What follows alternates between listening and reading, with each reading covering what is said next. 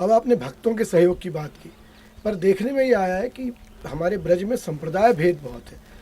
संप्रदाय के आचार्य लोगों कहते हैं कि नहीं, उसका साथ सहयोग मत करो, वो दूसरे संप्रदाय का।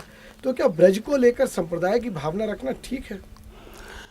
मैं तो समझता हूँ ये ब्रज उपासक ही नहीं है, क्योंकि मेरे तेरे उपासक हैं, ब्रज उपासक नहीं है। अरे जब सेवा का अवसर आता है, ब्रज तो सभी का है। हरवंश जी भी कहते हैं, बिन हरवंश अनत सच नाही, बिन या रज ही लीवे, इस रज के बिना तो कहीं सत्यता है ही नहीं। हरवंश जी कह रहे हैं।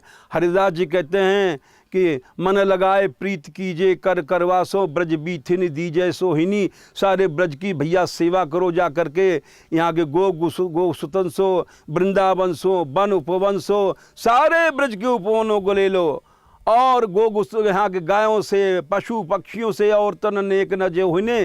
ये हरिदास जी कह रहे हैं महाराज, हरिवंश जी कह रहे हैं। इसी तरह से निम्बार्क संवाय में श्री भट्ट जी कहते हैं कि ब्रजभूमि मोहिनी महामय जानी।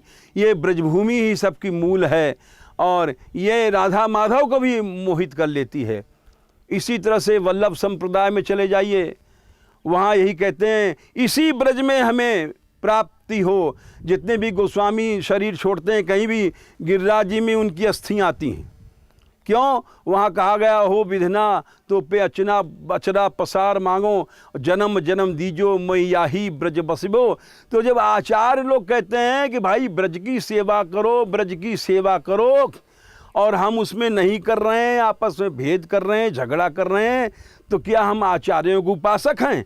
हम आचार्यों को अनुयायी नहीं हैं। मैं इनको आचार्यों का अनुगत नहीं मानता, मैं इनको मानता हूँ केवल मेरा तेरा का अनुगो। ये केवल अपनी हंता के दास हैं, ये केवल अपनी ममता के दास हैं, इसलिए ये प्रभु की सेवा से वंचित हैं। इनकी सेवा प्रभु लेना ही नहीं चाहता है, और ये अपने आश्रमों में सीमित रहेंगे, आश्रमों में ही मरेंगे। इनको ब्रज से कोई तात्पर्य नहीं है, और ब्रज से इनका कोई लेना देना नहीं है। यदि ब्रज से लेना देना होता तो आओ चलो सब मिलकर के साथ चलें। इसमें क्या मेरा तेरा है?